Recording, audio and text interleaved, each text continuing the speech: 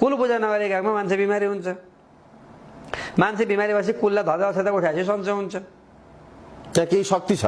डक्टरले सन्तान हुन्न भनिदियो, मान्छे रोएर कुल मन्दिरमा गएर रोएर उपासना गर्यो, छोरो माग्यो, छोरी माग्यो, सन्तान जन्म्यो। कुललाई हामीले खुसी राखेनौ, केही बिग्रियो त्यही भन्दैछु मैले। त्यसले बिगार चाहिँ गर्छ। जस्तै तपाईँ दुलाल हुनुभयो, म पन्थी भएँ होइन, तपाईँ म लगायत हामी सबैका पुर्खाले एक एकवटा शक्ति साधना गरेर राखेका छन् आफ्नो कुलको रक्षाका निम्ति।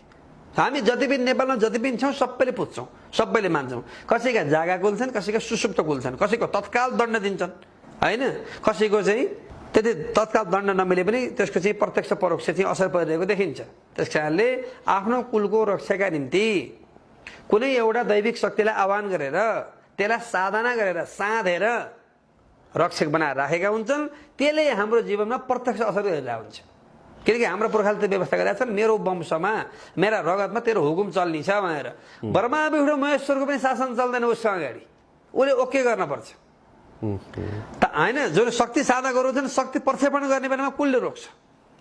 त्यो त साधकले जान्ने कुरा हो, कमन मान्छेलाई थाहा हुन। त्यस कारणले कुल पूजा नगरेको हकमा उसले अनेक दण्ड दिने, बिमारी हुने समस्या पनि भएको हामीले देखिरहेका छौँ। कुल पूजा अनिवार्य गर्नुपर्छ। नेपालका हकमा त सत्य सनातन हिन्दू धर्मको रक्षा गरेकी कुल पूजा परम्पराले हो। धर्मै नमान्ने नास्तिकहरू होइन, हिन्दू धर्मका विरोधीहरू पनि कुल पूजा आसी डराएर चोखो खाएर जनै फेरेर बसिरहेको देखिन्छ होइन। त्यस कारणले कुल पूजा भनेको नेपालको हकमा हाम्रो पहाडी जो छौँ हामी समग्र पहाडी नेपालीहरूको हकमा वैदिक सनातन धर्मको रक्षाको मूल आधार हो।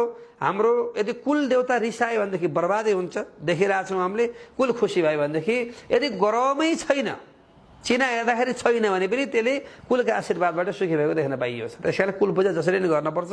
कुल पूजा परम्परालाई आघात पार्न हुन्न, यसलाई नष्ट गर्न हुन्न, यसलाई यताउता गराउन हुन्न, हुबहु प्राचीन पद्धतिद्वारा गर्नुपर्छ। तर अहिले विकृति आइरहेछ। पहाडका कुल मधेसमा झार्ने, मधेस काठमाडौँ ल्याउने, यहाँबाट ध्वजा शिला बोकेर अमेरिकातिर लिएर गएर स्थापना गर्ने, अस्ट्रेलिया लाने, यो भइरहेछ। त्यो गलत हो। यसरी बिना विधिले लान हुन्न। त्यहाँ केही विधिहरू छन्। शक्ति साधना जस्तै साँधेको अचार मिठो हुन्छ नि, साँधेको राम्रोसँग बनाएको सब्जी मिठो, नुन खनायो भने कसरी हुन्छ होइन। त्यस कारणले त्यो शक्तिलाई पनि साधना गरेर सार्नुहोस्। कहाँ कहाँ सार्न छ हाम्रो पुर्खाले साधना गरेर राखेका छन्। त्यो शक्तिसँग खेलवाड नगर्नुहोस्। मान्छेसित जस्तो गर्ने होइन, बरु जहाँ छन् त्यही पूजा गर्नुहोस्। तपाईँ टाढा हुनुहुन्छ भने त्यहाँ जान सक्नुहुन्न भने ध्वजा भेटी पठाउनुहोस् या आफ्नो नाममा अड्का राख्नुहोस्। त्यसरी जहाँ पायो त्यही ध्वजा शिला बोकेर नहिँड्नुहोस्। यो अदृश्य शक्ति हो। उत्तिखेर पानी पर्छ, उत्तिखेर घाम लाग्छ। प्रकृतिका अधीनमा हामी छौँ। त्यो अदृश्य शक्तिलाई हामीले भने मान्दैन। हामीले पत्याउन्न भनेर पनि हुन्न। पत्याउन्न भन्नेलाई नै बिमारी गराइरहेछ, पत्याउन्न भन्नेलाई नै समस्या पाइरहेछ। मैले मान्दिनँ यो धामी काम्नु भनेको नचाहिने कुरा हो, त्यसै हल्ले गाउन्, यिनी मानसिक विक्षिप्त हुन् भन्ने मान्छे आफै कामिरहेछ। त्यस कारणले